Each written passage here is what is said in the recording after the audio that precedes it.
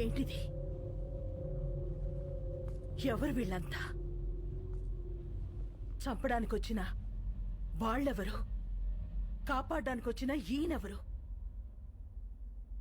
ఏం జరిగింది?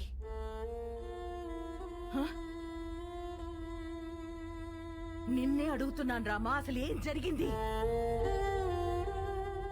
నేను చెప్తానమ్మా. నా పేరు ప్రభునాథేడ్,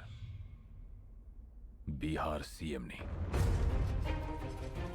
38 జిల్లాలు, 12 కోట్ల మంది జనాభా, సారవంతమైన భూములు, పుష్కలంగా నీళ్లు, కనులు ఉన్న రాష్ట్రం.